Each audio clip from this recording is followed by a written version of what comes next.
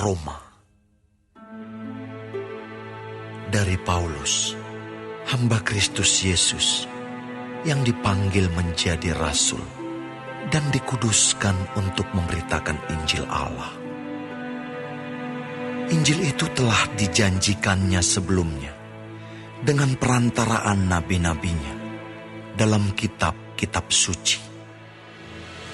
Tentang anaknya yang menurut daging diperanakkan dari keturunan Daud dan menurut roh kekudusan dinyatakan oleh kebangkitannya dari antara orang mati, bahwa ia adalah anak Allah yang berkuasa, Yesus Kristus Tuhan kita. Dengan perantaraannya, kami menerima kasih karunia dan jabatan rasul untuk menuntun semua bangsa, supaya mereka percaya dan taat kepada namanya. Kamu juga termasuk di antara mereka. Kamu yang telah dipanggil menjadi milik Kristus. Kepada kamu sekalian yang tinggal di Roma, yang dikasihi Allah, yang dipanggil dan dijadikan orang-orang kudus, kasih karunia menyertai kamu dan damai sejahtera dari Allah, Bapa kita, dan dari Tuhan Yesus Kristus. Pertama-tama aku mengucap syukur kepada Allahku oleh Yesus Kristus atas kamu sekalian, sebab telah tersiar kabar tentang imanmu di seluruh dunia. Karena Allah yang kulayani dengan segenap hatiku dalam pemberitaan Injil anaknya adalah saksiku, bahwa dalam doaku aku selalu mengingat kamu. Aku berdoa, semoga dengan kehendak Allah, aku akhirnya beroleh kesempatan untuk mengunjungi kamu. Sebab aku ingin melihat kamu untuk memberitakan karunia rohani kepadamu, guna menguatkan kamu, yaitu supaya aku ada di antara kamu dan turut terhibur oleh iman kita bersama, baik oleh imanmu maupun oleh imanku. Saudara-saudara, aku mau supaya kamu mengetahui bahwa aku telah sering berniat untuk datang kepadamu.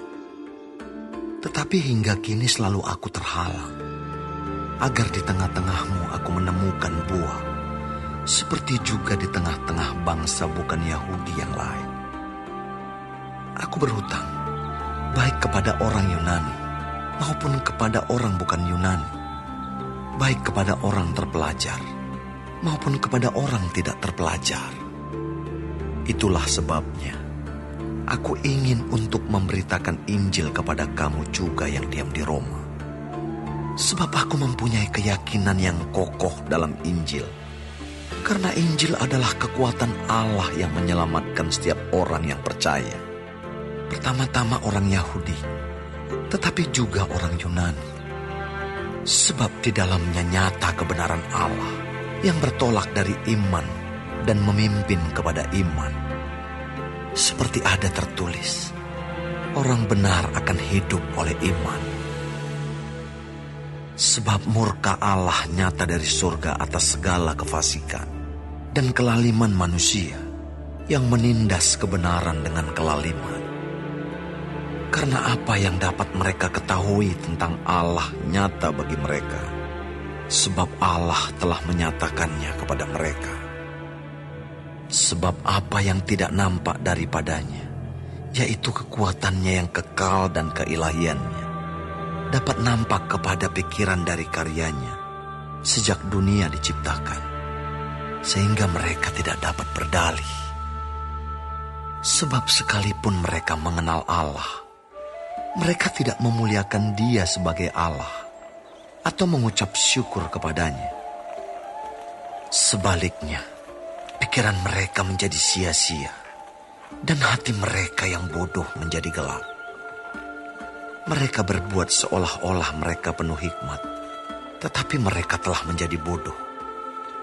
Mereka menggantikan kemuliaan Allah yang tidak fana dengan gambaran yang mirip dengan manusia yang fana, burung-burung, binatang-binatang yang berkaki 4, atau binatang-binatang yang menjalar. Karena itu, Allah menyerahkan mereka kepada keinginan hati mereka akan kecemaran, sehingga mereka saling mencemarkan tubuh mereka. Sebab mereka menggantikan kebenaran Allah dengan dusta, dan memuja dan menyembah makhluk dengan melupakan penciptanya yang harus dipuji selama-lamanya. Amin. Karena itu, Allah menyerahkan mereka kepada hawa nafsu yang memalukan. Sebab istri-istri mereka menggantikan persetubuhan yang wajar dengan yang tak wajar. Demikian juga suami-suami meninggalkan persetubuhan yang wajar dengan istri mereka dan menyala-nyala dalam berahi mereka seorang terhadap yang lain, sehingga mereka melakukan kemesuman laki-laki dengan laki-laki. Dan karena itu, mereka menerima dalam diri mereka balasan yang setimpal untuk kesesatan mereka. Dan karena mereka tidak merasa perlu untuk mengakui Allah, maka Allah menyerahkan mereka kepada pikiran-pikiran yang terkutuk, sehingga mereka melakukan apa yang tidak pantas, penuh dengan rupa-rupa kelaliman, kejahatan, keserakahan dan kebusukan, penuh dengan dengki, pembunuhan, perselisihan, tipu muslihat dan kefasikan. Mereka adalah pengumpat, pemfitnah, pembenci Allah, kurang ajar, congkak, sombong, pandai dalam kejahatan, tidak taat kepada orang tua, tidak berakal, tidak setia, tidak penyayang, tidak mengenal belas kasihan. Sebab walaupun mereka mengetahui tuntutan-tuntutan hukum Allah, yaitu bahwa setiap orang yang melakukan hal-hal demikian patut dihukum mati, mereka bukan saja melakukannya sendiri, tetapi mereka juga setuju dengan mereka yang melakukannya.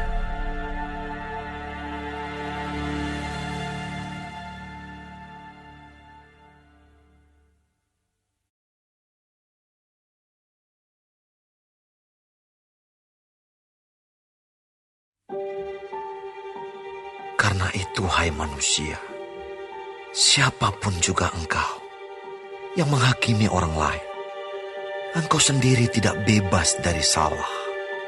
Sebab dalam menghakimi orang lain, engkau menghakimi dirimu sendiri. Karena engkau yang menghakimi orang lain melakukan hal-hal yang sama. Tetapi kita tahu bahwa hukuman Allah berlangsung secara jujur atas mereka yang berbuat demikian. Dan engkau, hai manusia, engkau yang menghakimi mereka yang berbuat demikian, sedangkan engkau sendiri melakukannya juga. Adakah engkau sangka bahwa engkau akan luput dari hukuman Allah? Maukah engkau menganggap sepi kekayaan kemurahannya, kesabarannya, dan kelapangan hatinya?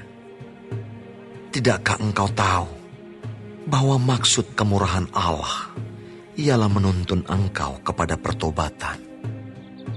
Tetapi oleh kekerasan hatimu yang tidak mau bertobat, engkau menimbun murka atas dirimu sendiri.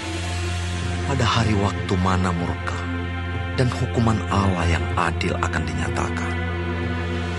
Ia akan membalas setiap orang menurut perbuatannya, yaitu hidup kekal kepada mereka yang dengan tekun berbuat baik, mencari kemuliaan, kehormatan dan ketidakbinasaan. Tetapi murka dan geram kepada mereka yang mencari kepentingan sendiri, yang tidak taat kepada kebenaran, melainkan taat kepada kelaliman. Penderitaan dan kesesakan akan menimpa setiap orang yang hidup yang berbuat jahat. Pertama-tama orang Yahudi dan juga orang Yunani. Tetapi kemuliaan, kehormatan, dan damai sejahtera akan diperoleh semua orang yang berbuat baik. Pertama-tama orang Yahudi dan juga orang Yunani. Sebab Allah tidak memandang bulu. Sebab semua orang yang berdosa tanpa hukum Taurat akan binasa tanpa hukum Taurat. Dan semua orang yang berdosa di bawah hukum Taurat akan dihakimi oleh hukum Taurat. Karena bukanlah orang yang mendengar hukum Taurat yang benar di hadapan Allah, tetapi orang yang melakukan hukum Tauratlah yang akan dibenarkan. Apabila bangsa-bangsa lain yang tidak memiliki hukum Taurat, oleh dorongan diri sendiri melakukan apa yang dituntut hukum Taurat, maka walaupun mereka tidak memiliki hukum Taurat, mereka menjadi hukum Taurat bagi diri mereka sendiri. Sebab dengan itu, mereka menunjukkan bahwa isi hukum Taurat ada tertulis di dalam hati mereka, dan suara hati mereka turut bersaksi, dan pikiran mereka saling menuduh atau saling membela. Hal itu akan nampak pada hari bila mana Allah, sesuai dengan Injil yang kuberitakan, akan menghakimi segala sesuatu yang tersembunyi dalam hati manusia oleh Kristus Yesus. Tetapi jika kamu menyebut dirimu orang Yahudi dan bersandar kepada hukum Taurat, bermegah dalam Allah, dan tahu akan kehendaknya, dan oleh karena diajar dalam hukum Taurat, dapat tahu mana yang baik dan mana yang tidak, dan yakin bahwa engkau adalah penuntun orang buta dan terang bagi mereka yang di dalam kegelapan, pendidik orang bodoh dan pengajar orang yang belum dewasa. Karena dalam hukum Taurat, engkau memiliki kegenapan segala kepandaian dan kebenaran. Jadi, bagaimanakah engkau yang mengajar orang lain? Tidakkah engkau mengajar dirimu sendiri? Engkau yang mengajar, jangan mencuri. Mengapa engkau sendiri mencuri? Engkau yang berkata, jangan berzina. Mengapa engkau sendiri berzina? Engkau yang jijik akan segala berhala. Mengapa engkau sendiri merampok rumah berhala? Engkau bermegah atas hukum Taurat. Mengapa engkau sendiri menghina Allah dengan melanggar hukum Taurat itu? Seperti ada tertulis, sebab oleh karena kamulah nama Allah dihujat di antara bangsa-bangsa lain. Sunat memang ada gunanya jika engkau mentaati hukum Taurat. Tetapi jika engkau melanggar hukum Taurat, maka sunatmu tidak ada lagi gunanya. Jadi, jika orang yang tak bersunat memperhatikan tuntutan-tuntutan hukum Taurat, tidakkah ia dianggap sama dengan orang yang telah disunat? Jika demikian, maka orang yang tak bersunat, tetapi yang melakukan hukum Taurat, akan menghakimi kamu yang mempunyai hukum tertulis dan sunat, tetapi yang melanggar hukum Taurat. Sebab yang disebut Yahudi bukanlah orang yang lahiriah Yahudi, dan yang disebut sunat bukanlah sunat yang dilangsungkan secara lahiriah. Tetapi orang Yahudi sejati ialah dia yang tidak nampak keyahudiannya, dan sunat ialah sunat di dalam hati, secara rohani, bukan secara hurufiah. Maka pujian baginya datang bukan dari manusia, melainkan dari Allah.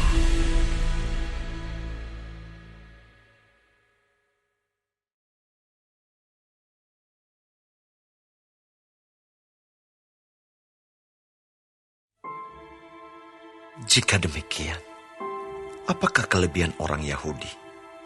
Dan apakah gunanya sunat? Banyak sekali, dan di dalam segala hal. Pertama-tama, sebab kepada merekalah dipercayakan firman Allah. Jadi bagaimana?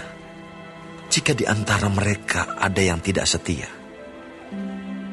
dapatkah ketidaksetiaan itu membatalkan kesetiaan Allah? Sekali-kali tidak. Sebaliknya, Allah adalah benar dan semua manusia pembohong. Seperti ada tertulis, supaya engkau ternyata benar dalam segala firman-Mu dan menang jika engkau dihakimi. Tetapi jika ketidakbenaran kita menunjukkan kebenaran Allah, apakah yang akan kita katakan? Tidak adilkah Allah? Aku berkata sebagai manusia, jika Ia menampakkan murkanya, sekali-kali tidak. Andai kata demikian, bagaimanakah Allah dapat menghakimi dunia? Tetapi jika kebenaran Allah oleh dustaku semakin melimpah bagi kemuliaannya, mengapa aku masih dihakimi lagi sebagai orang berdosa? Bukankah tidak benar fitnahan orang yang mengatakan bahwa kita berkata, marilah kita berbuat yang jahat, supaya yang baik timbul daripadanya? Orang semacam itu sudah selayaknya mendapat hukuman. Jadi bagaimana? Adakah kita mempunyai kelebihan daripada orang lain? Sama sekali tidak. Sebab di atas telah kita tuduh baik orang Yahudi maupun orang Yunani, bahwa mereka semua ada di bawah kuasa dosa. Seperti ada tertulis, tidak ada yang benar, seorang pun tidak. Tidak ada seorang pun yang berakal budi. Tidak ada seorang pun yang mencari Allah. Semua orang telah menyeleweng. Mereka semua tidak berguna. Tidak ada yang berbuat baik. Seorang pun tidak. Kerongkongan mereka seperti kubur yang ternganga. Lidah mereka merayu-rayu. Bibir mereka mengandung bisa. Mulut mereka penuh dengan sumpah serapah. Kaki mereka cepat untuk menumpahkan darah. Keruntuhan dan kebinasaan mereka tinggalkan di jalan mereka. Dan jalan damai tidak mereka kenal. Rasa takut kepada Allah tidak ada pada orang itu. Tetapi kita tahu bahwa segala sesuatu yang tercantum dalam kitab Taurat ditujukan kepada mereka yang hidup di bawah hukum Taurat, supaya tersumbat setiap mulut dan seluruh dunia jatuh ke bawah hukuman Allah. Sebab tidak seorang pun yang dapat dibenarkan di hadapan Allah oleh karena melakukan hukum Taurat. Karena justru oleh hukum Taurat orang mengenal dosa. Tetapi sekarang, tanpa hukum Taurat, kebenaran Allah telah dinyatakan. Seperti yang disaksikan dalam kitab Taurat dan kitab-kitab para nabi, yaitu kebenaran Allah karena iman dalam Yesus Kristus bagi semua orang yang percaya, sebab tidak ada perbedaan. Karena semua orang telah berbuat dosa dan telah kehilangan kemuliaan Allah, dan oleh kasih karunia telah dibenarkan dengan cuma-cuma karena penebusan dalam Kristus Yesus. Kristus Yesus telah ditentukan Allah menjadi jalan pendamaian karena iman dalam darahnya. Hal ini dibuatnya untuk menunjukkan keadilannya, karena ia telah membiarkan dosa-dosa yang telah terjadi dahulu pada masa kesabarannya. Maksudnya ialah untuk menunjukkan keadilannya pada masa ini, supaya nyata bahwa ia benar dan juga membenarkan orang yang percaya kepada Yesus. Jika demikian, apakah dasarnya untuk bermegah? Tidak ada. Berdasarkan apa? Berdasarkan perbuatan? Tidak. melainkan berdasarkan iman. Karena kami yakin bahwa manusia dibenarkan karena iman, dan bukan karena ia melakukan hukum Taurat. Atau adakah Allah hanya Allah orang Yahudi saja? Bukankah ia juga adalah Allah bangsa-bangsa lain? Ya, benar, ia juga adalah Allah bangsa-bangsa lain. Artinya, kalau ada satu Allah yang akan membenarkan baik orang-orang bersunat karena iman, maupun orang-orang tak bersunat juga karena iman.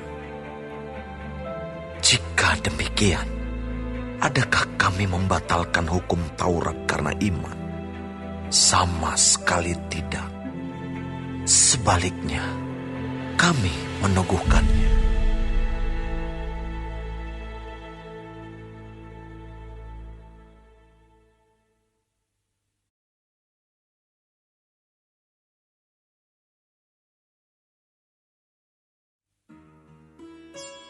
Jadi apakah akan kita katakan tentang Abraham, bapa leluhur jasmani kita? Sebab jikalau Abraham dibenarkan karena perbuatannya, maka ia beroleh dasar untuk bermegah, tetapi tidak di hadapan Allah. Sebab apakah dikatakan nas kitab suci? Lalu percayalah Abraham kepada Tuhan, dan Tuhan memperhitungkan hal itu kepadanya sebagai kebenaran. Kalau ada orang yang bekerja, upahnya tidak diperhitungkan sebagai hadiah, tetapi sebagai haknya. Tetapi kalau ada orang yang tidak bekerja, namun percaya kepada Dia yang membenarkan orang durhaka, imannya diperhitungkan menjadi kebenaran. Seperti juga Daud menyebut, berbahagia orang yang dibenarkan Allah bukan berdasarkan perbuatannya.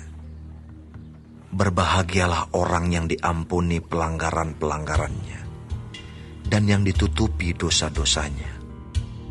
Berbahagialah manusia yang kesalahannya tidak diperhitungkan Tuhan kepadanya. Adakah ucapan bahagia ini hanya berlaku bagi orang bersunat saja, atau juga bagi orang tak bersunat? Sebab telah kami katakan bahwa kepada Abraham iman diperhitungkan sebagai kebenaran. Dalam keadaan manakah hal itu diperhitungkan? Sebelum atau sesudah ia disunat?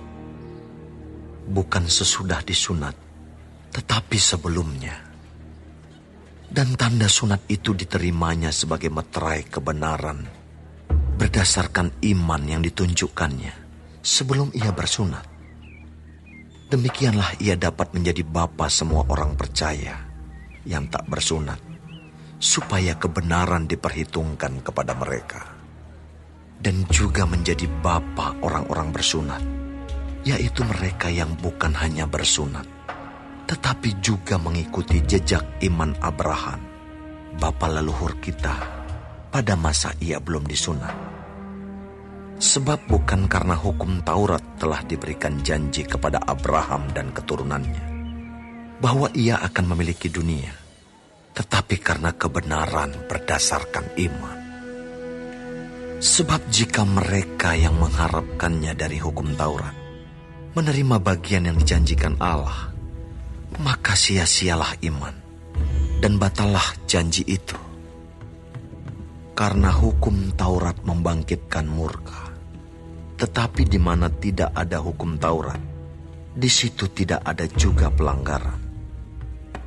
Karena itulah kebenaran berdasarkan iman, supaya merupakan kasih karunia, sehingga janji itu berlaku bagi semua keturunan Abraham, bukan hanya bagi mereka yang hidup dari hukum Taurat, tetapi juga bagi mereka yang hidup dari iman Abraham.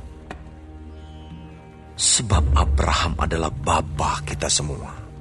Seperti ada tertulis, engkau telah kutetapkan menjadi bapa banyak bangsa, di hadapan Allah yang kepadanya ia percaya, yaitu Allah yang menghidupkan orang mati dan yang menjadikan dengan firman-Nya apa yang tidak ada menjadi ada. Sebab sekalipun tidak ada dasar untuk berharap, namun Abraham berharap juga dan percaya bahwa ia akan menjadi bapa banyak bangsa, menurut yang telah difirmankan, demikianlah banyaknya nanti keturunanmu. Imannya tidak menjadi lemah, walaupun ia mengetahui bahwa tubuhnya sudah sangat lemah, karena usianya telah kira-kira 100 tahun, dan bahwa rahim Sarah telah tertutup. Tetapi terhadap janji Allah, ia tidak bimbang karena ketidakpercayaan. Malah ia diperkuat dalam imannya, dan ia memuliakan Allah dengan penuh keyakinan bahwa Allah berkuasa untuk melaksanakan apa yang telah ia janjikan. Karena itu, hal ini diperhitungkan kepadanya sebagai kebenaran. Kata-kata ini, yaitu hal ini diperhitungkan kepadanya, tidak ditulis untuk Abraham saja, tetapi ditulis juga untuk kita, sebab kepada kita pun Allah memperhitungkannya, karena kita percaya kepada Dia yang telah membangkitkan Yesus Tuhan kita dari antara orang mati, yaitu Yesus yang telah diserahkan karena pelanggaran kita dan dibangkitkan karena pembenaran kita.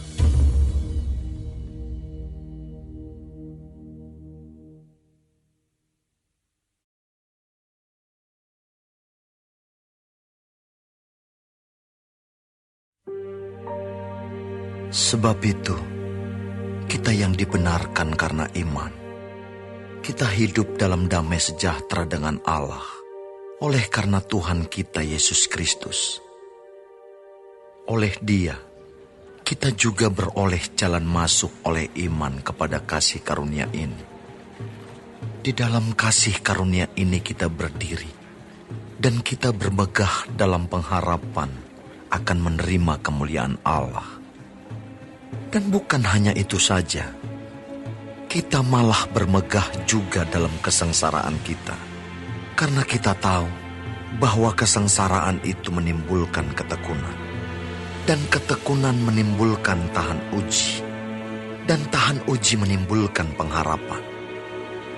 Dan pengharapan tidak mengecewakan, karena kasih Allah telah dicurahkan di dalam hati kita oleh Roh Kudus yang telah dikaruniakan kepada kita. Karena waktu kita masih lemah, Kristus telah mati untuk kita orang-orang durhaka pada waktu yang ditentukan oleh Allah. Sebab tidak mudah seorang mau mati untuk orang yang benar, tetapi mungkin untuk orang yang baik ada orang yang berani mati. Akan tetapi, Allah menunjukkan kasih-Nya kepada kita oleh karena Kristus telah mati untuk kita ketika kita masih berdosa. Lebih-lebih karena kita sekarang telah dibenarkan oleh darah-Nya, kita pasti akan diselamatkan dari murka Allah. Sebab jikalau kita ketika masih seteru diperdamaikan dengan Allah oleh kematian anaknya, lebih-lebih kita yang sekarang telah diperdamaikan pasti akan diselamatkan oleh hidupnya. Dan bukan hanya itu saja, kita malah bermegah dalam Allah oleh Yesus Kristus, Tuhan kita. Sebab oleh Dia kita telah menerima pendamaian itu. Sebab itu, sama seperti dosa telah masuk ke dalam dunia oleh satu orang, dan oleh dosa itu juga maut, demikianlah maut itu telah menjalar kepada semua orang, karena semua orang telah berbuat dosa. Sebab sebelum hukum Taurat ada, telah ada dosa di dunia. Tetapi dosa itu tidak diperhitungkan kalau tidak ada hukum Taurat. Sungguh pun demikian, maut telah berkuasa dari zaman Adam sampai kepada zaman Musa, juga atas mereka yang tidak berbuat dosa dengan cara yang sama seperti yang telah dibuat oleh Adam, yang adalah gambaran Dia yang akan datang. Tetapi karunia Allah tidaklah sama dengan pelanggaran Adam. Sebab jika karena pelanggaran satu orang semua orang telah jatuh di dalam kuasa maut, jauh lebih besar lagi kasih karunia Allah dan karunia-Nya yang dilimpahkannya atas semua orang karena satu orang, yaitu Yesus Kristus. Dan kasih karunia tidak berimbangan dengan dosa satu orang. Sebab penghakiman atas satu pelanggaran itu telah mengakibatkan penghukuman. Tetapi penganugerahan karunia atas banyak pelanggaran itu mengakibatkan pembenaran.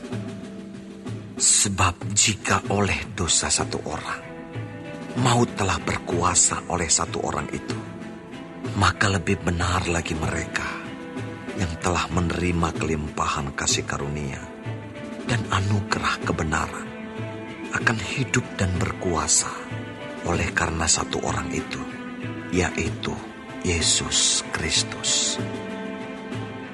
Sebab itu, sama seperti oleh satu pelanggaran, semua orang beroleh penghukuman.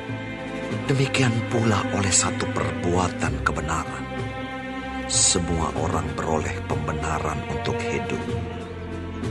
Jadi sama seperti oleh ketidaktaatan satu orang, semua orang telah menjadi orang berdosa. Demikian pula oleh ketaatan satu orang, semua orang menjadi orang benar. Tetapi hukum Taurat ditambahkan, supaya pelanggaran menjadi semakin banyak. Dan di mana dosa bertambah banyak, di sana kasih karunia menjadi berlimpah-limpah. Supaya sama seperti dosa berkuasa dalam alam maut, demikian kasih karunia akan berkuasa oleh kebenaran untuk hidup yang kekal, oleh Yesus Kristus, Tuhan kita.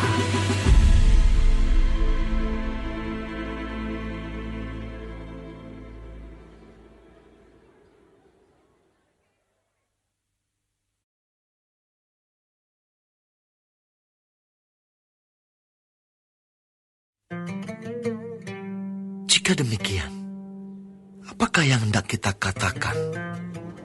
Bolehkah kita bertekun dalam dosa, supaya semakin bertambah kasih karunia itu? Sekali-kali tidak. Bukankah kita telah mati bagi dosa? Bagaimanakah kita masih dapat hidup di dalamnya?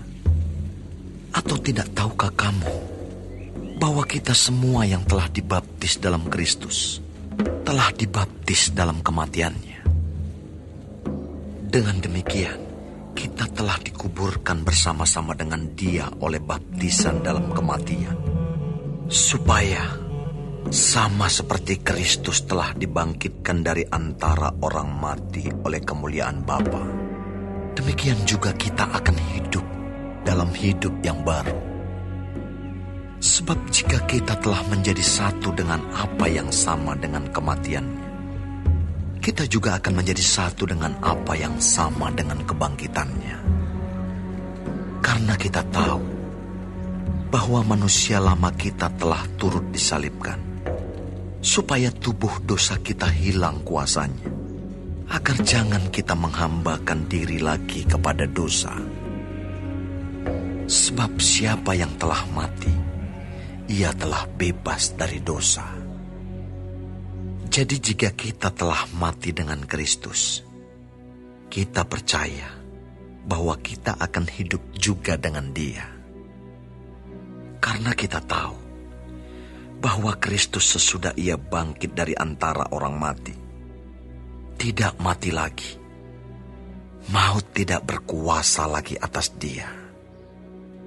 Sebab kematiannya adalah kematian terhadap dosa, satu kali dan untuk selama-lamanya. Dan kehidupannya adalah kehidupan bagi Allah. Demikianlah hendaknya kamu memandangnya. bahwa kamu telah mati bagi dosa, tetapi kamu hidup bagi Allah dalam Kristus Yesus.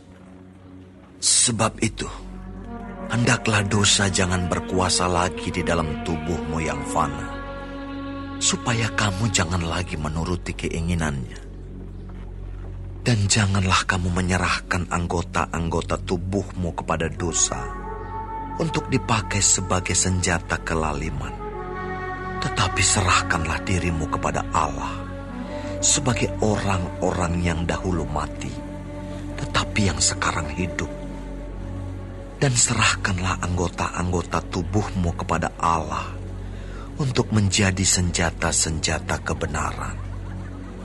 Sebab kamu tidak akan dikuasai lagi oleh dosa, karena kamu tidak berada di bawah hukum Taurat, tetapi di bawah kasih karunia. Jadi bagaimana? Apakah kita akan berbuat dosa karena kita tidak berada di bawah hukum Taurat, tetapi di bawah kasih karunia? Sekali-kali tidak. Apakah kamu tidak tahu bahwa apabila kamu menyerahkan dirimu kepada seseorang sebagai hamba untuk mentaatinya, kamu adalah hamba orang itu yang harus kamu taati, baik dalam dosa yang memimpin kamu kepada kematian, maupun dalam ketaatan yang memimpin kamu kepada kebenaran. Tetapi syukurlah kepada Allah, dahulu memang kamu hamba dosa, tetapi sekarang kamu dengan segenap hati telah mentaati pengajaran yang telah diteruskan kepadamu. Kamu telah dimerdekakan dari dosa dan menjadi hamba kebenaran. Aku mengatakan hal ini secara manusia karena kelemahan kamu. Sebab sama seperti kamu telah menyerahkan anggota-anggota tubuhmu menjadi hamba kecemaran dan kedurhakaan yang membawa kamu kepada kedurhakaan, demikian hal kamu sekarang harus menyerahkan anggota-anggota tubuhmu menjadi hamba kebenaran yang membawa kamu kepada pengudusan. Sebab waktu kamu hamba dosa, kamu bebas dari kebenaran. Dan buah apakah yang kamu petik daripadanya? Semuanya itu menyebabkan kamu merasa malu sekarang. Karena kesudahan semuanya itu ialah kematian. Tetapi sekarang, setelah kamu dimerdekakan dari dosa, dan setelah kamu menjadi hamba Allah, kamu beroleh buah yang membawa kamu kepada pengudusan. Dan sebagai kesudahannya, ialah hidup yang kekal. Sebab upah dosa ialah maut, tetapi karunia Allah ialah hidup yang kekal dalam Kristus Yesus, Tuhan kita.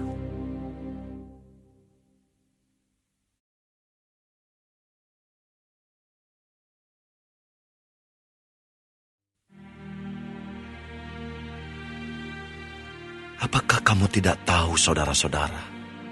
Sebab aku berbicara kepada mereka yang mengetahui hukum, bahwa hukum berkuasa atas seseorang selama orang itu hidup. Sebab seorang istri terikat oleh hukum kepada suaminya selama suaminya itu hidup.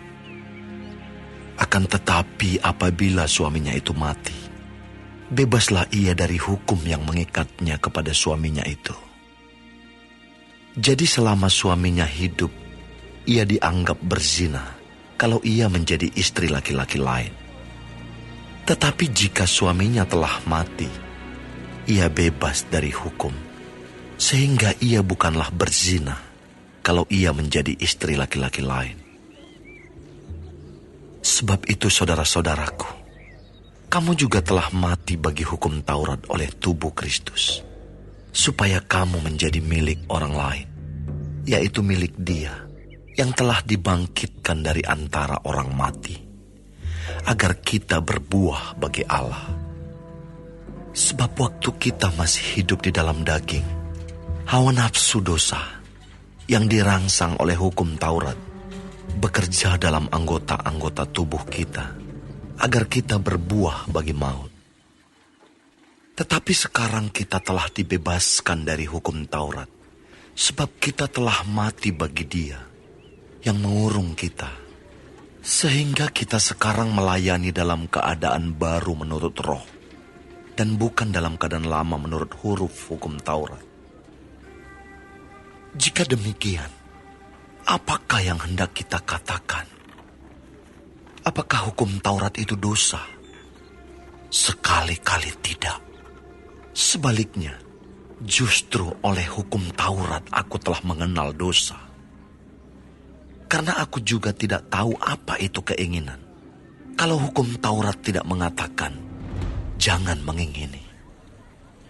Tetapi dalam perintah itu, dosa mendapat kesempatan untuk membangkitkan di dalam diriku rupa-rupa keinginan. Sebab tanpa hukum Taurat, dosa mati. Dahulu aku hidup tanpa hukum Taurat. Akan tetapi sesudah datang perintah itu, dosa mulai hidup. Sebaliknya aku mati. Dan perintah yang seharusnya membawa kepada hidup, ternyata bagiku justru membawa kepada kematian. Sebab dalam perintah itu, dosa mendapat kesempatan untuk menipu aku. Dan oleh perintah itu, ia membunuh aku. Jadi, hukum Taurat adalah kudus. Dan perintah itu juga adalah kudus, benar dan baik. Jika demikian, adakah yang baik itu menjadi kematian bagiku? Sekali-kali tidak.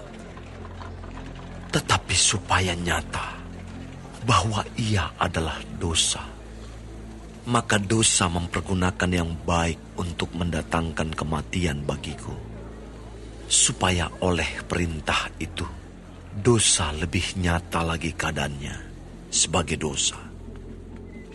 Sebab kita tahu bahwa hukum Taurat adalah rohani, tetapi aku bersifat daging, terjual di bawah kuasa dosa. Sebab apa yang aku perbuat, aku tidak tahu.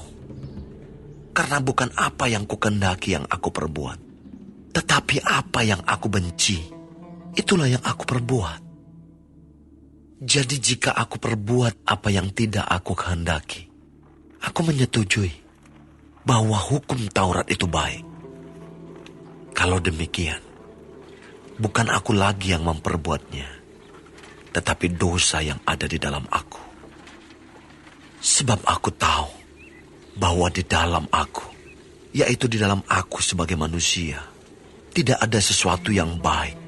Sebab kehendak memang ada di dalam aku, tetapi bukan hal berbuat apa yang baik. Sebab bukan apa yang aku kehendaki, yaitu yang baik yang aku perbuat, melainkan apa yang tidak aku kehendaki, yaitu yang jahat yang aku perbuat. Jadi, jika aku berbuat apa yang tidak aku kehendaki, maka bukan lagi aku yang memperbuatnya, tetapi dosa yang diam di dalam aku. Demikianlah aku dapati hukum ini. Jika aku menghendaki berbuat apa yang baik, yang jahat itu ada padaku. Sebab di dalam batinku, aku suka akan hukum Allah. Tetapi di dalam anggota-anggota tubuhku, aku melihat hukum lain yang berjuang melawan hukum akal budiku, dan membuat aku menjadi tawanan hukum dosa yang ada di dalam anggota-anggota tubuhku. Aku, manusia celaka. Siapakah yang akan melepaskan aku dari tubuh maut ini? Syukur kepada Allah oleh Yesus Kristus Tuhan kita. Jadi, dengan akal budiku aku melayani hukum Allah, tetapi dengan tubuh insaniku, aku melayani hukum dosa.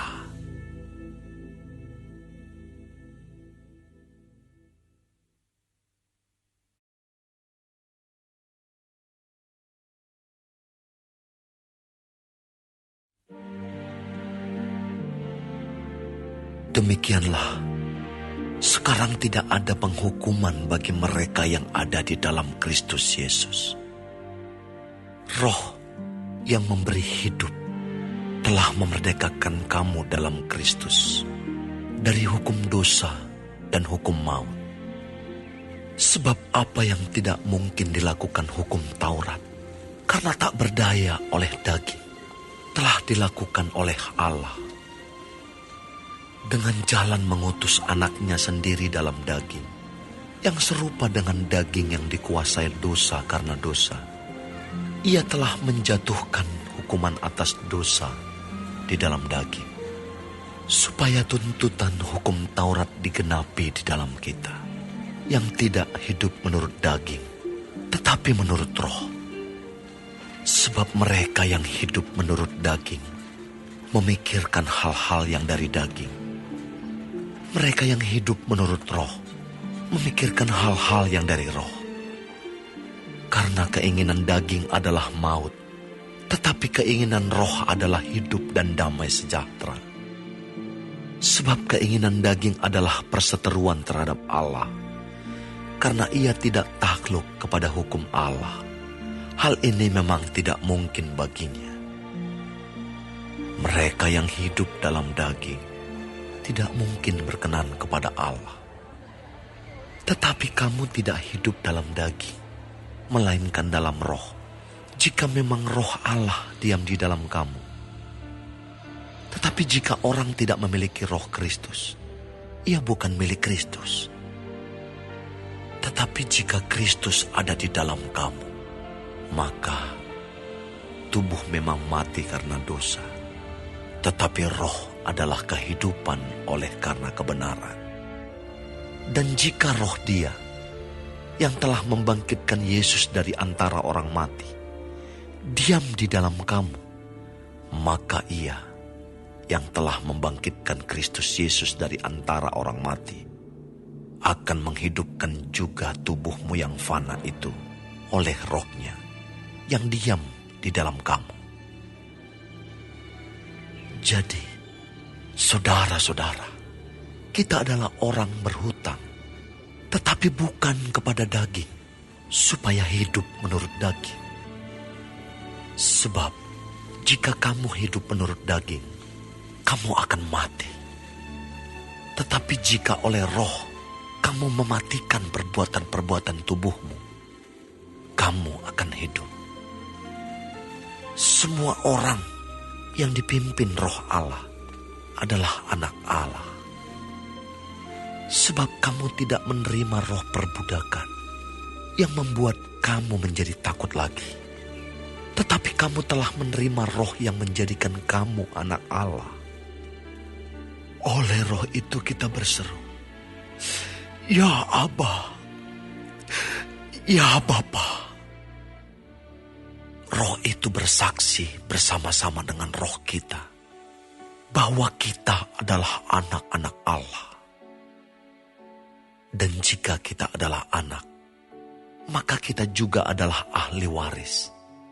Maksudnya, orang-orang yang berhak menerima janji-janji Allah, yang akan menerimanya bersama-sama dengan Kristus, yaitu jika kita menderita bersama-sama dengan Dia, supaya kita juga dipermuliakan bersama-sama dengan Dia. Sebab aku yakin bahwa penderitaan zaman sekarang ini tidak dapat dibandingkan dengan kemuliaan yang akan dinyatakan kepada kita. Sebab dengan sangat rindu, seluruh makhluk menantikan saat anak-anak Allah dinyatakan. Karena seluruh makhluk telah ditaklukkan kepada kesia-siaan, bukan oleh kehendaknya sendiri, tetapi oleh kehendak Dia yang telah menaklukkannya. Tetapi dalam pengharapan, karena makhluk itu sendiri juga akan dimerdekakan dari perbudakan kebinasaan dan masuk ke dalam kemerdekaan kemuliaan anak-anak Allah. Sebab kita tahu bahwa sampai sekarang segala makhluk sama-sama mengeluh dan sama-sama merasakan sakit bersalin. Dan bukan hanya mereka saja, tetapi kita yang telah menerima karunia sulung roh, kita juga mengeluh dalam hati kita sambil menantikan pengangkatan sebagai anak, yaitu pembebasan tubuh kita. Sebab kita diselamatkan dalam pengharapan. Tetapi pengharapan yang dilihat bukan pengharapan lagi. Sebab bagaimana orang masih mengharapkan apa yang dilihatnya? Tetapi jika kita mengharapkan apa yang tidak kita lihat, kita menantikannya dengan tekun. Demikian juga roh membantu kita dalam kelemahan kita. Sebab kita tidak tahu bagaimana sebenarnya harus berdoa. Tetapi roh sendiri berdoa untuk kita kepada Allah dengan keluhan-keluhan yang tidak terucapkan. Dan Allah yang menyelidiki hati nurani mengetahui maksud roh itu, yaitu bahwa ia sesuai dengan kehendak Allah berdoa untuk orang-orang kudus. Kita tahu sekarang bahwa Allah turut bekerja dalam segala sesuatu untuk mendatangkan kebaikan bagi mereka yang mengasihi Dia, yaitu bagi mereka yang terpanggil sesuai dengan rencana Allah. Sebab semua orang yang dipilihnya dari semula, mereka juga ditentukannya dari semula untuk menjadi serupa dengan gambaran anaknya, supaya ia, anaknya itu, menjadi yang sulung di antara banyak saudara. Dan mereka yang ditentukannya dari semula, mereka itu juga dipanggilnya. Dan mereka yang dipanggilnya, mereka itu juga dibenarkannya. Dan mereka yang dibenarkannya, mereka itu juga dimuliakannya. Sebab itu, apakah yang akan kita katakan tentang semuanya itu? Jika Allah di pihak kita, siapakah yang akan melawan kita?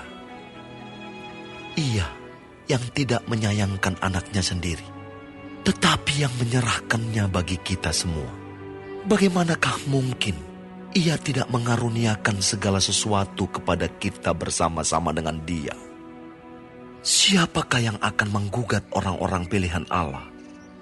Allah yang membenarkan mereka. Siapakah yang akan menghukum mereka? Kristus Yesus yang telah mati, bahkan lebih lagi, yang telah bangkit, yang juga duduk di sebelah kanan Allah, yang malah menjadi pembela bagi kita. Siapakah yang akan memisahkan kita dari kasih Kristus? Penindasan atau kesesakan, atau penganiayaan, atau kelaparan, atau ketelanjangan, atau bahaya, atau pedang. Seperti ada tertulis, oleh karena engkau kami ada dalam bahaya maut sepanjang hari.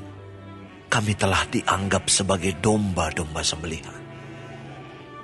Tetapi dalam semuanya itu, kita lebih daripada orang-orang yang menang oleh Dia yang telah mengasihi kita. Sebab aku yakin bahwa baik maut maupun hidup, baik malaikat-malaikat maupun pemerintah-pemerintah, baik yang ada sekarang maupun yang akan datang, atau kuasa-kuasa, baik yang di atas maupun yang di bawah, ataupun sesuatu makhluk lain, tidak akan dapat memisahkan kita dari kasih Allah yang ada dalam Kristus Yesus, Tuhan kita.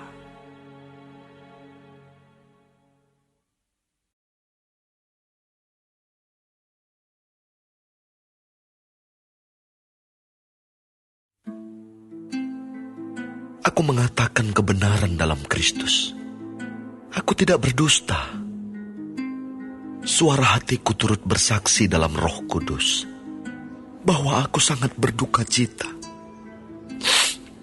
dan selalu bersedih hati.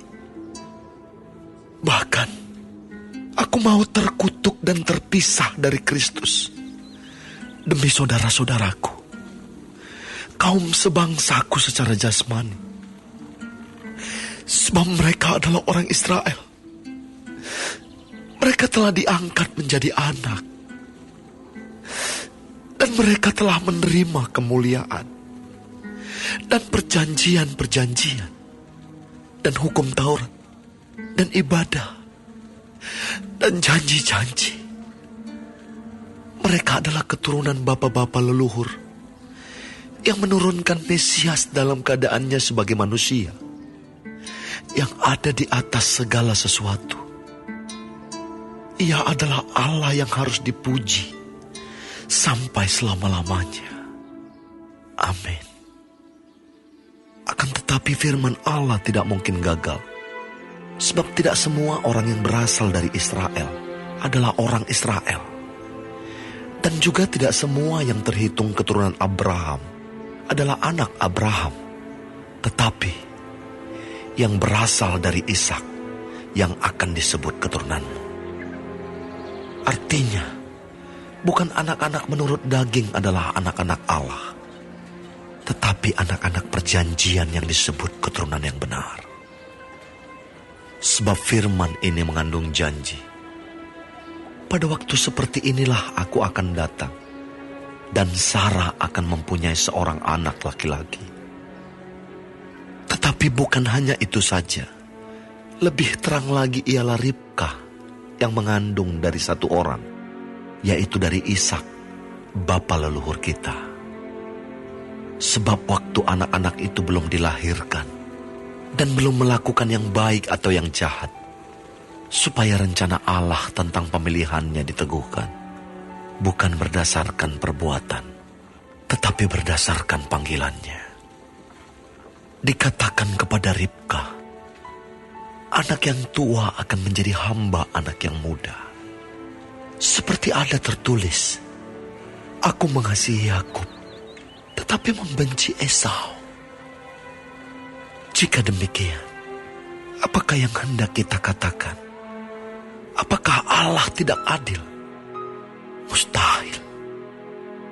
Sebab ia berfirman kepada Musa, aku akan menaruh belas kasihan kepada siapa aku mau menaruh belas kasihan.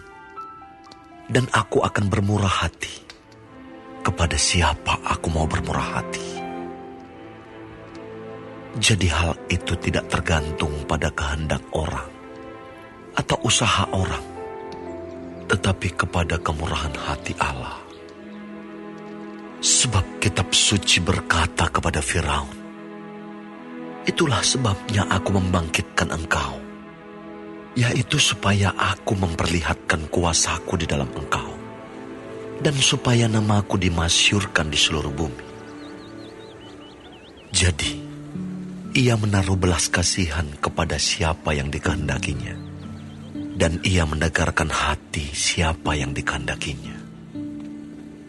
Sekarang, kamu akan berkata kepadaku, jika demikian, apalagi yang masih disalahkannya? Sebab siapa yang menentang kehendaknya? Siapakah kamu, hai manusia, maka kamu membantah Allah? Dapatkah yang dibentuk berkata kepada yang membentuknya, mengapakah engkau membentuk aku demikian? Apakah tukang periuk tidak mempunyai hak atas tanah liatnya untuk membuat dari gumpal yang sama suatu benda untuk dipakai guna tujuan yang mulia, dan suatu benda lain untuk dipakai guna tujuan yang biasa? Jadi, kalau untuk menunjukkan murkanya dan menyatakan kuasanya, Allah menaruh kesabaran yang besar terhadap benda-benda kemurkaannya yang telah disiapkan untuk kebinasaan, justru untuk menyatakan kekayaan kemuliaannya atas benda-benda belas kasihannya yang telah dipersiapkannya untuk kemuliaan, yaitu kita yang telah dipanggilnya bukan hanya dari antara orang Yahudi, tetapi juga dari antara bangsa-bangsa lain. Seperti yang difirmankannya juga dalam kitab Nabi Hosea, yang bukan umatku akan kusebut, umatku. Dan yang bukan kekasih, kekasih. Dan di tempat di mana akan dikatakan kepada mereka, kamu ini bukanlah umatku. Di sana akan dikatakan kepada mereka, anak-anak Allah yang hidup. Dan Yesaya berseru tentang Israel. Sekalipun jumlah anak Israel seperti pasir di laut, namun hanya sisanya akan diselamatkan. Sebab apa yang telah difirmankannya akan dilakukan Tuhan di atas bumi, sempurna dan segera. Dan seperti yang dikatakan Yesaya sebelumnya, seandainya Tuhan semesta alam tidak meninggalkan pada kita keturunan, kita sudah menjadi seperti Sodom dan sama seperti Gomora. Jika demikian, apakah yang hendak kita katakan? Ini, bahwa bangsa-bangsa lain yang tidak mengejar kebenaran telah beroleh kebenaran, yaitu kebenaran karena iman. Tetapi bahwa Israel sungguh pun mengejar hukum yang akan mendatangkan kebenaran, tidaklah sampai kepada hukum itu. Mengapa tidak?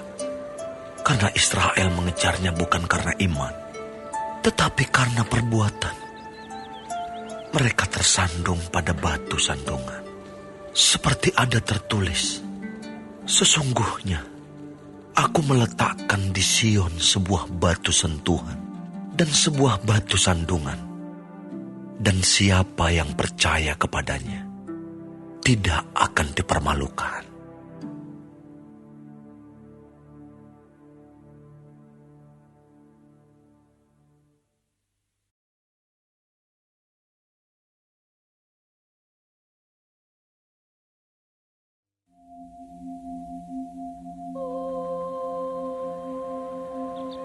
Saudara-saudara, keinginan hatiku dan doaku kepada Tuhan ialah supaya mereka diselamatkan.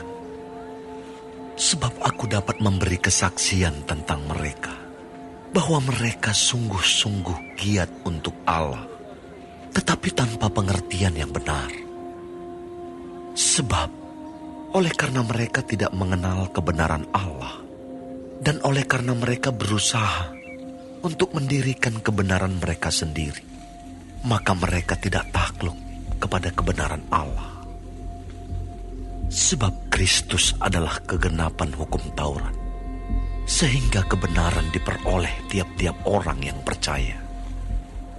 Sebab Musa menulis tentang kebenaran karena hukum Taurat, orang yang melakukannya akan hidup karenanya. Tetapi kebenaran karena iman berkata demikian, jangan katakan di dalam hatimu, siapakah akan naik ke surga, yaitu untuk membawa Yesus turun. Atau, siapakah akan turun ke jurang maut, yaitu untuk membawa Kristus naik dari antara orang mati. Tetapi apakah katanya? Ini, firman itu dekat kepadamu, yakni di dalam mulutmu dan di dalam hatimu. Itulah firman iman yang kami beritakan. Sebab jika kamu mengaku dengan mulutmu bahwa Yesus adalah Tuhan, dan percaya dalam hatimu bahwa Allah telah membangkitkan Dia dari antara orang mati, maka kamu akan diselamatkan.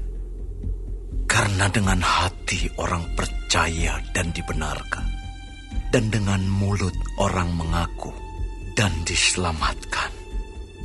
Karena kitab suci berkata, barang siapa yang percaya kepada Dia tidak akan dipermalukan.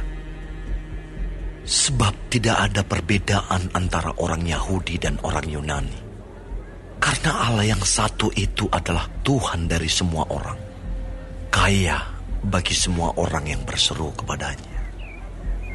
Sebab barang siapa yang berseru kepada nama Tuhan akan diselamatkan. Tetapi bagaimana mereka dapat berseru kepadanya jika mereka tidak percaya kepada Dia?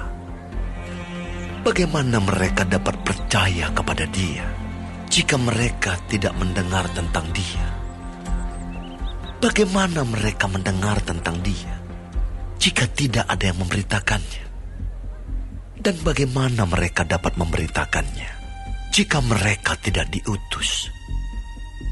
Seperti ada tertulis, betapa indahnya kedatangan mereka yang membawa kabar baik. Tetapi tidak semua orang telah menerima kabar baik itu. Yesaya sendiri berkata, Tuhan, siapakah yang percaya kepada pemberitaan kami? Jadi, iman timbul dari pendengaran, dan pendengaran oleh firman Kristus. Tetapi aku bertanya, adakah mereka tidak mendengarnya? Memang mereka telah mendengarnya. Suara mereka sampai ke seluruh dunia, dan perkataan mereka sampai ke ujung bumi. Tetapi aku bertanya, adakah Israel menanggapnya?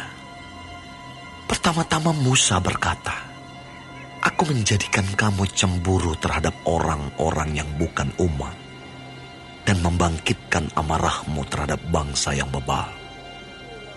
Dan dengan berani Yesaya mengatakan, aku telah berkenan ditemukan mereka yang tidak mencari aku. Aku telah menampakkan diri kepada mereka yang tidak menanyakan aku. Tetapi tentang Israel ia berkata, sepanjang hari aku telah mengulurkan tanganku kepada bangsa yang tidak taat dan yang membantah.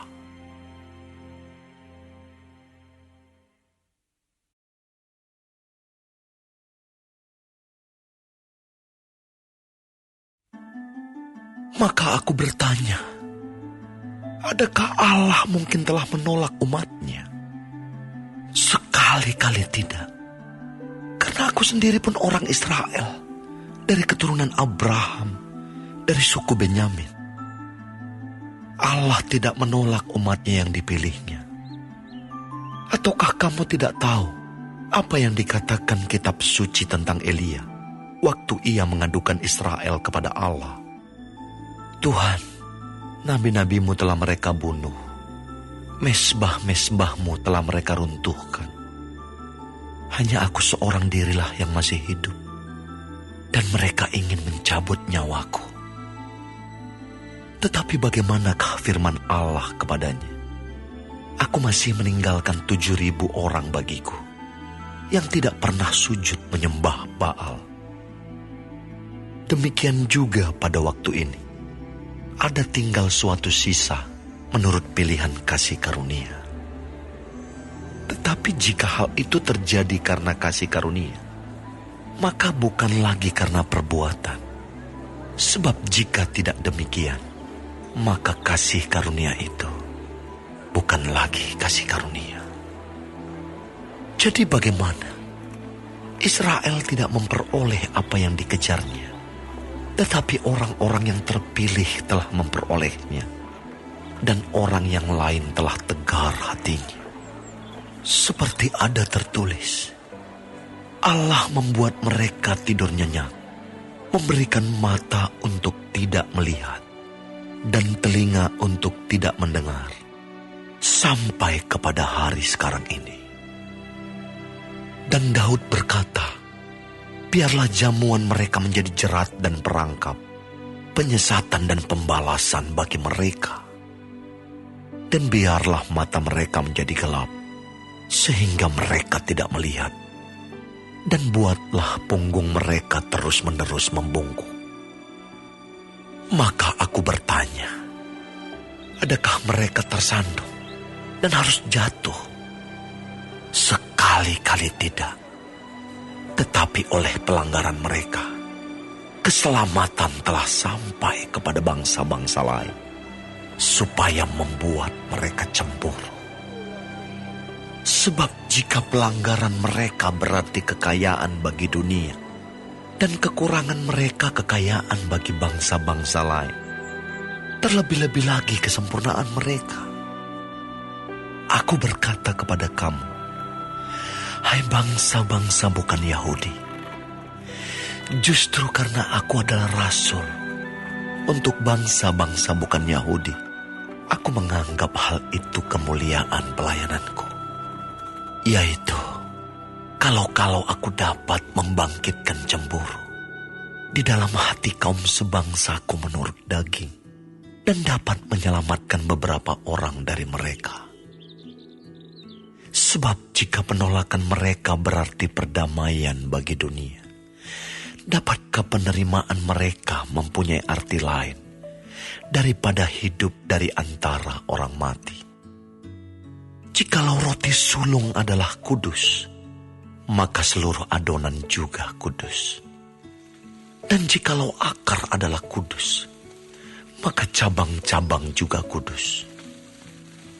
Karena itu, apabila beberapa cabang telah dipatahkan, dan kamu sebagai tunas liar telah dicangkokkan di antaranya, dan turut mendapat bagian dalam akar pohon zaitun yang penuh getah, janganlah kamu bermegah terhadap cabang-cabang itu. Jikalau kamu bermegah, ingatlah bahwa bukan kamu yang menopang akar itu, melainkan akar itu yang menopang kamu. Mungkin kamu akan berkata, ada cabang-cabang yang dipatahkan, supaya aku dicangkokkan di antaranya sebagai tunas. Baiklah, mereka dipatahkan karena ketidakpercayaan mereka, dan kamu tegak tercacak karena iman. Janganlah kamu sombong, tetapi takutlah. Sebab kalau Allah tidak menyayangkan cabang-cabang asli, Ia juga tidak akan menyayangkan kamu. Sebab itu, perhatikanlah kemurahan Allah dan juga kekerasannya, yaitu kekerasan atas orang-orang yang telah jatuh, tetapi atas kamu kemurahannya, yaitu jika kamu tetap dalam kemurahannya. Jika tidak, kamu pun akan dipotong juga. Tetapi mereka pun akan dicangkokkan kembali jika mereka tidak tetap dalam ketidakpercayaan mereka. Sebab Allah berkuasa untuk mencangkokkan mereka kembali. Sebab jika kamu telah dipotong sebagai cabang dari pohon zaitun liar dan bertentangan dengan keadaanmu itu, kamu telah dicangkokkan pada pohon zaitun sejati. Terlebih lagi mereka ini, yang menurut asal mereka akan dicangkokkan pada pohon zaitun mereka sendiri. Sebab, saudara-saudara, supaya kamu jangan menganggap dirimu pandai, aku mau agar kamu mengetahui rahasia ini. Sebagian dari Israel telah menjadi tegar sampai jumlah yang penuh dari bangsa-bangsa lain telah masuk. Dengan jalan demikian, seluruh Israel akan diselamatkan. Seperti ada tertulis, dari Sion akan datang penebus. Ia akan menyingkirkan segala kefasikan daripada Yakub. Dan inilah perjanjianku dengan mereka, apabila aku menghapuskan dosa mereka. Mengenai Injil, mereka adalah seteru Allah oleh karena kamu. Tetapi mengenai pilihan, mereka adalah kekasih Allah oleh karena nenek moyang. Sebab Allah tidak menyesali kasih karunia dan panggilannya. Sebab sama seperti kamu, dahulu tidak taat kepada Allah, tetapi sekarang beroleh kemurahan oleh ketidaktaatan mereka. Demikian juga mereka sekarang tidak taat, supaya oleh kemurahan yang telah kamu peroleh, mereka juga akan beroleh kemurahan. Sebab Allah telah mengurung semua orang dalam ketidaktaatan, supaya Ia dapat menunjukkan kemurahannya atas mereka semua. Oh, alangkah dalamnya kekayaan, hikmat, dan pengetahuan Allah. Sungguh tak terselidiki keputusan-keputusannya, dan sungguh tak terselami jalan-jalannya. Sebab Siapakah yang mengetahui pikiran Tuhan? Atau siapakah yang pernah menjadi penasihatnya? Atau siapakah yang pernah memberikan sesuatu kepadanya sehingga ia harus menggantikannya? Sebab segala sesuatu adalah dari Dia, dan oleh Dia, dan kepada Dia. Bagi Dialah kemuliaan sampai selama-lamanya.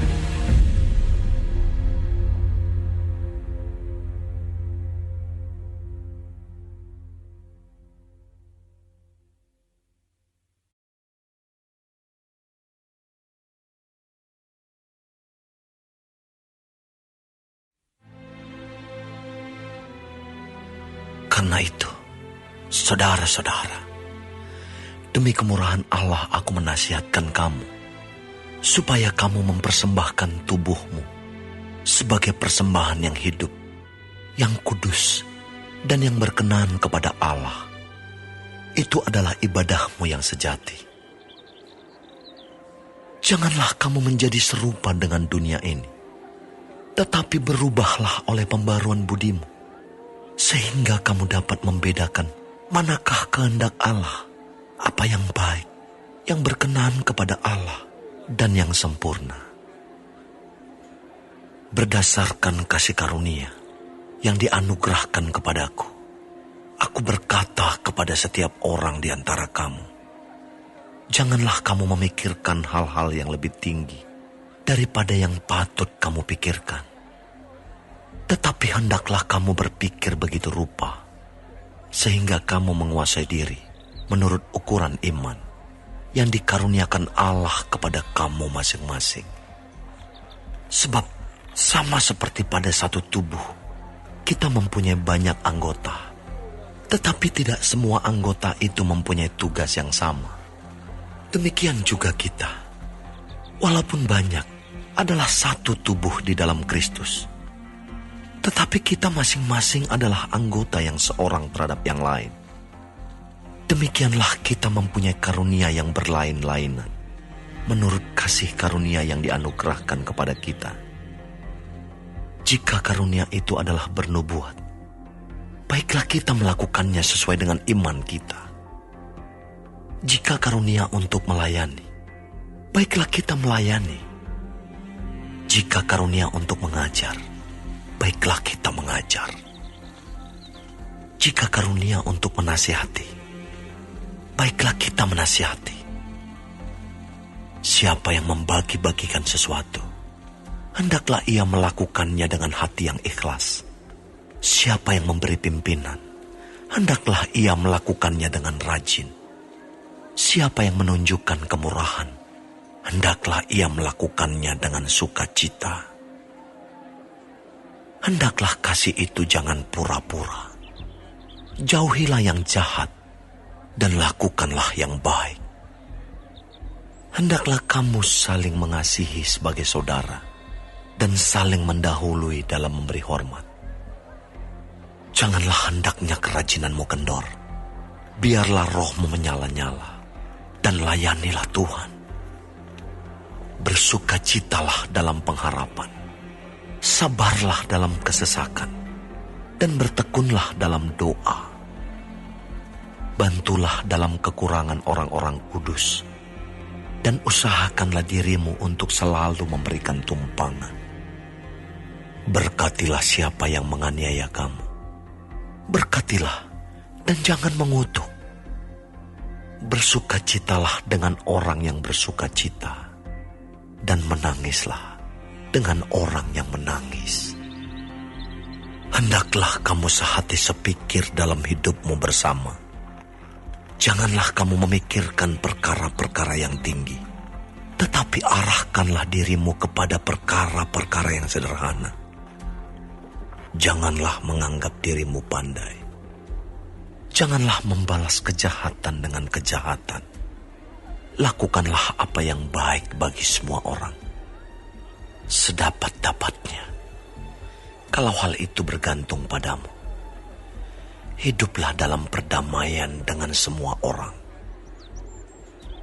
Saudara-saudaraku yang kekasih, Janganlah kamu sendiri menuntut pembalasan, tetapi berilah tempat kepada murka Allah.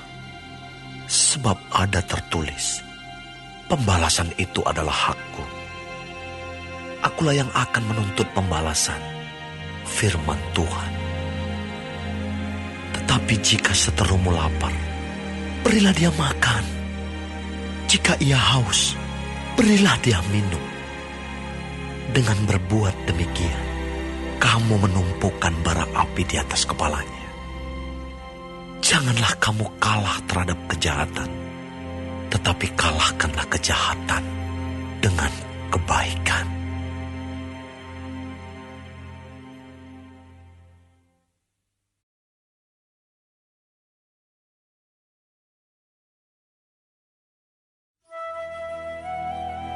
Tiap-tiap orang harus takluk kepada pemerintah yang di atasnya. Sebab tidak ada pemerintah yang tidak berasal dari Allah. Dan pemerintah-pemerintah yang ada ditetapkan oleh Allah. Sebab itu, barang siapa melawan pemerintah, ia melawan ketetapan Allah. Dan siapa yang melakukannya akan mendatangkan hukuman atas dirinya. Sebab jika seorang berbuat baik, ia tidak usah takut kepada pemerintah. Hanya jika ia berbuat jahat. Maukah kamu hidup tanpa takut terhadap pemerintah? Perbuatlah apa yang baik, dan kamu akan beroleh pujian daripadanya. Karena pemerintah adalah hamba Allah untuk kebaikanmu. Tetapi jika engkau berbuat jahat, takutlah akan dia. Karena tidak percuma pemerintah menyandang pedang. Pemerintah adalah hamba Allah untuk membalaskan murka Allah atas mereka yang berbuat jahat. Sebab itu, perlu kita menaklukkan diri, bukan saja oleh karena kemurkaan Allah, tetapi juga oleh karena suara hati kita. Itulah juga sebabnya, maka kamu membayar pajak. Karena mereka yang mengurus hal itu adalah pelayan-pelayan Allah. Bayarlah kepada semua orang apa yang harus kamu bayar. Pajak kepada orang yang berhak menerima pajak. Cukai kepada orang yang berhak menerima cukai. Rasa takut kepada orang yang berhak menerima rasa takut. Dan hormat kepada orang yang berhak menerima hormat. Janganlah kamu berhutang apa-apa kepada siapapun juga, tetapi hendaklah kamu saling mengasihi. Sebab barang siapa mengasihi sesamanya manusia, ia sudah memenuhi hukum Taurat. Karena firman, jangan berzina, jangan membunuh, jangan mencuri, jangan mengingini, dan firman lain manapun juga sudah tersimpul dalam firman ini, yaitu kasihilah sesamamu manusia seperti dirimu sendiri. Kasih tidak berbuat jahat terhadap sesama manusia. Karena itu, kasih adalah kegenapan hukum Taurat. Hal ini harus kamu lakukan karena kamu mengetahui keadaan waktu sekarang, yaitu bahwa saatnya telah tiba bagi kamu untuk bangun dari tidur. Sebab sekarang keselamatan sudah lebih dekat bagi kita daripada waktu kita menjadi percaya. Hari sudah jauh malam, telah hampir siang. Sebab itu, marilah kita menanggalkan perbuatan-perbuatan kegelapan dan mengenakan perlengkapan senjata terang. Marilah kita hidup dengan sopan, seperti pada siang hari. Jangan dalam pesta pora dan kemabukan. Jangan dalam percabulan dan hawa nafsu. Jangan dalam perselisihan dan iri hati. Tetapi, kenakanlah Tuhan Yesus Kristus sebagai perlengkapan senjata terang. Dan janganlah merawat tubuhmu untuk memuaskan keinginannya.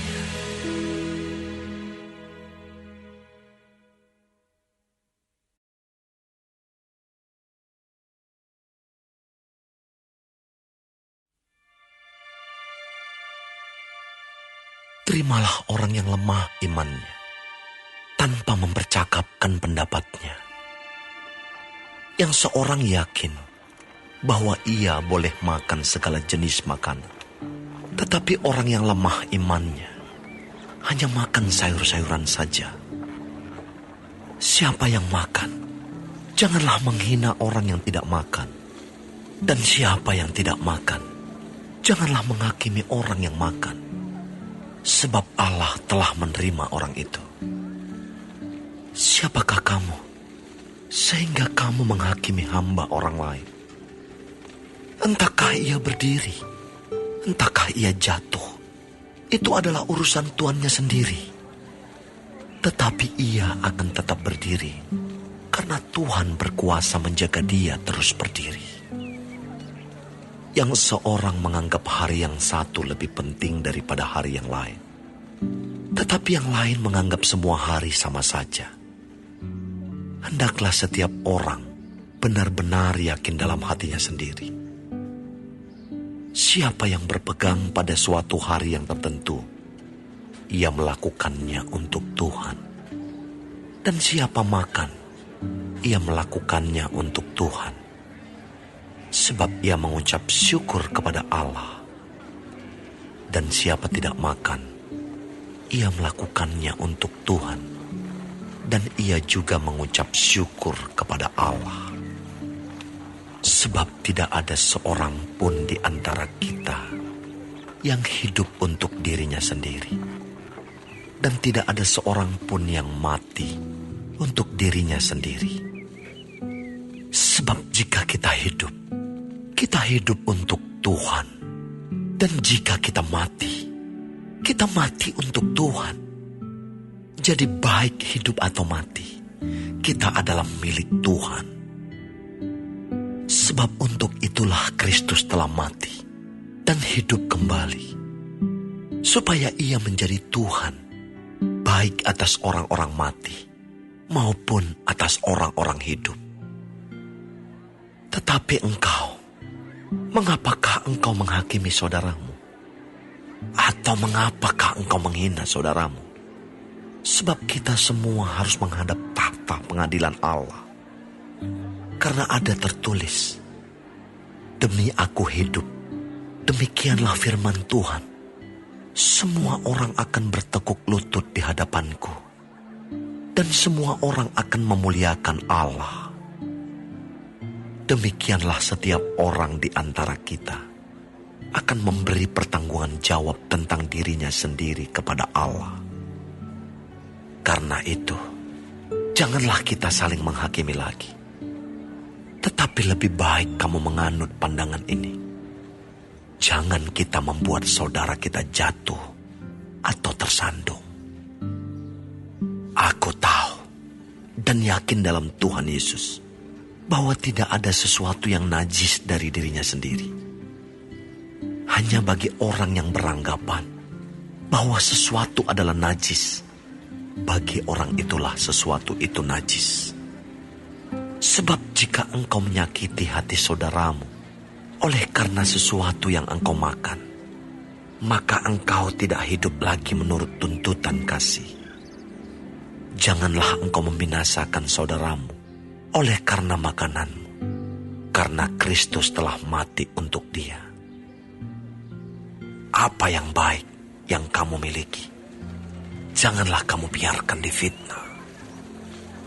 Sebab kerajaan Allah bukanlah soal makanan dan minuman, tetapi soal kebenaran, damai sejahtera, dan sukacita oleh Roh Kudus. Karena barang siapa melayani Kristus dengan cara ini, ia berkenan pada Allah dan dihormati oleh manusia. Sebab itu, marilah kita mengejar apa yang mendatangkan damai sejahtera dan yang berguna untuk saling membangun. Janganlah engkau merusakkan pekerjaan Allah oleh karena makanan. Segala sesuatu adalah suci, tetapi celakalah orang jika oleh makanannya orang lain tersandung. Baiklah engkau jangan makan daging atau minum anggur, atau sesuatu yang menjadi batu sandungan untuk saudaramu. Berpeganglah pada keyakinan yang engkau miliki itu bagi dirimu sendiri di hadapan Allah. Berbahagialah dia yang tidak menghukum dirinya sendiri dalam apa yang dianggapnya baik untuk dilakukan. Tetapi barang siapa yang bimbang kalau ia makan, ia telah dihukum karena ia tidak melakukannya berdasarkan iman. Dan segala sesuatu yang tidak berdasarkan iman adalah dosa.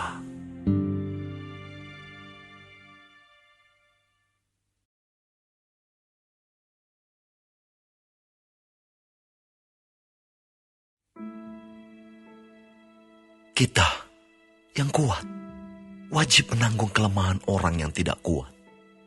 Dan jangan kita mencari kesenangan kita sendiri. Setiap orang di antara kita harus mencari kesenangan sesama kita demi kebaikannya untuk membangunnya. Karena Kristus juga tidak mencari kesenangannya sendiri. Tetapi seperti ada tertulis, kata-kata cercaan mereka yang mencerca engkau telah mengenai aku. Sebab segala sesuatu yang ditulis dahulu telah ditulis untuk menjadi pelajaran bagi kita, supaya kita teguh berpegang pada pengharapan oleh ketekunan dan penghiburan dari kitab suci. Semoga Allah yang adalah sumber ketekunan dan penghiburan mengaruniakan kerukunan kepada kamu sesuai dengan kehendak Kristus Yesus, sehingga dengan satu hati dan satu suara kamu memuliakan Allah dan Bapa Tuhan kita, Yesus Kristus. Sebab itu, terimalah satu akan yang lain, sama seperti Kristus juga telah menerima kita untuk kemuliaan Allah. Yang aku maksudkan ialah bahwa oleh karena kebenaran Allah, Kristus telah menjadi pelayan orang-orang bersunat untuk mengokohkan janji yang telah diberikannya kepada nenek moyang kita, dan untuk memungkinkan bangsa-bangsa supaya mereka memuliakan Allah karena rahmat-Nya.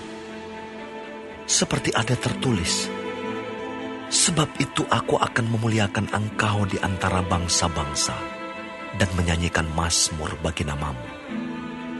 Dan selanjutnya, bersukacitalah, hai bangsa-bangsa, dengan umat-Nya. Dan lagi, pujilah Tuhan, hai kamu semua bangsa-bangsa, dan biarlah segala suku bangsa memuji Dia. Dan selanjutnya kata Yesaya, Taruk dari pangkal Isai akan terbit, dan ia akan bangkit untuk memerintah bangsa-bangsa. Dan kepadanya lah bangsa-bangsa akan menaruh harapan. Semoga Allah, sumber pengharapan, memenuhi kamu dengan segala sukacita dan damai sejahtera dalam iman kamu, supaya oleh kekuatan Roh Kudus kamu berlimpah-limpah dalam pengharapan.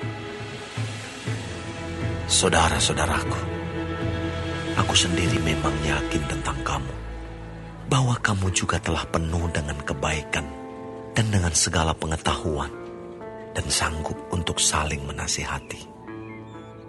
Namun, karena kasih karunia yang telah dianugerahkan Allah kepadaku, aku di sana sini dengan agak berani telah menulis kepadamu untuk mengingatkan kamu, yaitu bahwa aku boleh menjadi pelayan Kristus Yesus bagi bangsa-bangsa bukan Yahudi dalam pelayanan pemberitaan Injil Allah, supaya bangsa-bangsa bukan Yahudi dapat diterima oleh Allah sebagai persembahan yang berkenan kepadanya, yang disucikan oleh Roh Kudus Jadi dalam Kristus, aku boleh bermegah tentang pelayananku bagi Allah.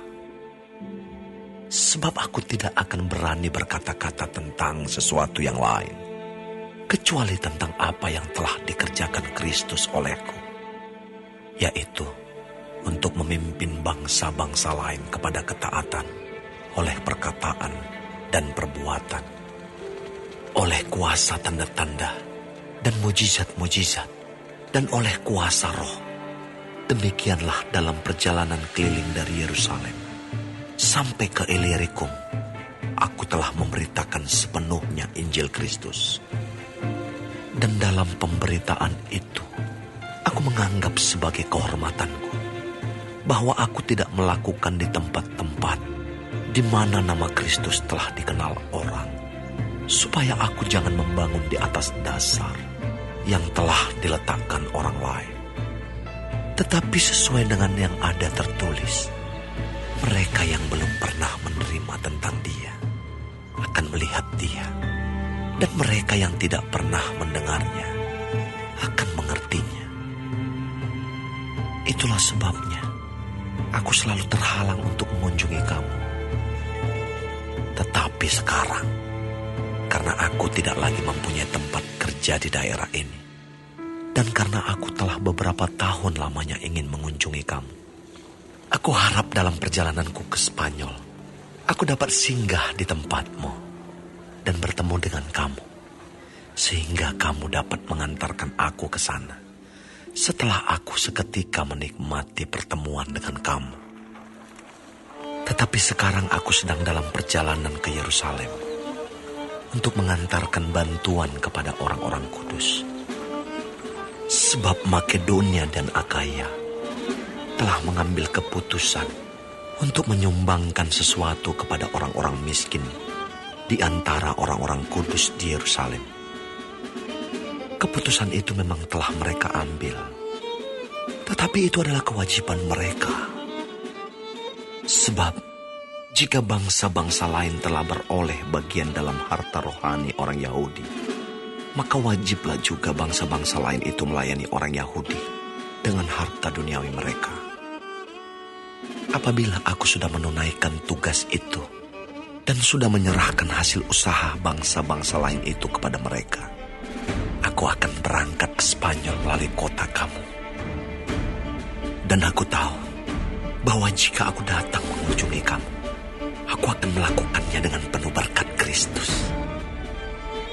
Tetapi demi Kristus, Tuhan kita, dan demi kasih Roh, aku menasihatkan kamu, saudara-saudara, untuk bergumul bersama-sama dengan aku dalam doa kepada Allah untuk aku, supaya aku terpelihara dari orang-orang yang tidak taat di Yudea, dan supaya pelayananku untuk Yerusalem disambut dengan baik oleh orang-orang kudus di sana, agar aku yang dengan sukacita datang kepadamu oleh kehendak Allah, beroleh kesegaran bersama-sama dengan kamu.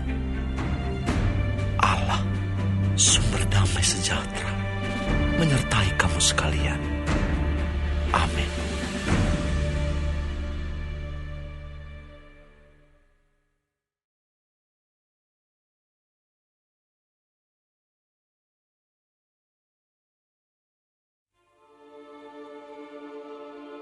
Aku meminta perhatianmu terhadap Febe, saudari kita yang melayani jemaat di Kengkrea, supaya kamu menyambut dia dalam Tuhan, sebagaimana seharusnya bagi orang-orang kudus. Dan berikanlah kepadanya bantuan bila diperlukannya, sebab ia sendiri telah memberikan bantuan kepada banyak orang, juga kepadaku sendiri. Sampaikan salam kepada Priscilla dan Aquila, teman-teman sekerjaku dalam Kristus Yesus. Mereka telah mempertaruhkan nyawanya untuk hidupku. Kepada mereka bukan aku saja yang berterima kasih, tetapi juga semua jemaat bukan Yahudi. Salam juga kepada jemaat di rumah mereka. Salam kepada Epenetus, saudara yang kukasihi, yang adalah buah pertama dari daerah Asia untuk Kristus. Salam kepada Maria yang telah bekerja keras untuk kamu. Salam kepada Andronikus dan Yunias, saudara-saudaraku sebangsa, yang pernah dipenjarakan bersama-sama dengan aku, yaitu orang-orang yang terpandang di antara para rasul, dan yang telah menjadi Kristen sebelum aku. Salam kepada Ampliatus, yang kukasihi dalam Tuhan. Salam kepada Urbanus, teman sekerja kami dalam Kristus. Dan salam kepada Stakis, yang kukasihi. Salam kepada Apeles, yang telah tahan uji dalam Kristus. Salam kepada mereka, yang termasuk isi rumah Aristobulus. Salam kepada Herodion, temanku sebangsa. Salam kepada mereka yang termasuk isi rumah Narkisus, yang ada dalam Tuhan. Salam kepada Trifena dan Trifosa, yang bekerja membanting tulang dalam pelayanan Tuhan. Salam kepada Persis, yang kukasihi, yang telah bekerja membanting tulang dalam pelayanan Tuhan. Salam kepada Rufus, orang pilihan dalam Tuhan. Dan salam kepada ibunya, yang bagiku adalah juga ibu. Salam kepada Asinkritus, Flegon, Hermes, Patrobas, Hermas, dan saudara-saudara yang bersama-sama dengan mereka. Salam kepada Filologus dan Yulia, Nereus dan saudaranya perempuan, dan Olimpas, dan juga kepada segala orang kudus yang bersama-sama dengan mereka. Bersalam-salamlah kamu dengan cium kudus. Salam kepada kamu dari semua jemaat Kristus. Tetapi aku menasihatkan kamu, saudara-saudara, supaya kamu waspada terhadap mereka yang bertentangan dengan pengajaran yang telah kamu terima, menimbulkan perpecahan dan godaan. Sebab itu, hindarilah mereka. Sebab orang-orang demikian tidak melayani Kristus, Tuhan kita, tetapi melayani perut mereka sendiri. Dan dengan kata-kata mereka yang muluk-muluk, dan dengan bahasa mereka yang manis, mereka menipu orang-orang yang tulus hatinya. Kabar tentang ketaatanmu telah terdengar oleh semua orang. Sebab itu aku bersuka cita tentang kamu. Tetapi aku ingin supaya kamu bijaksana terhadap apa yang baik, dan bersih terhadap apa yang jahat. Semoga Allah, sumber damai sejahtera, segera akan menghancurkan iblis di bawah kakimu. Kasih karunia Yesus, Tuhan kita, menyertai kamu. Salam kepada kamu dari Timotius, temanku sekerja, dan dari Lukius, Yason, dan Sosipater, teman-temanku sebangsa.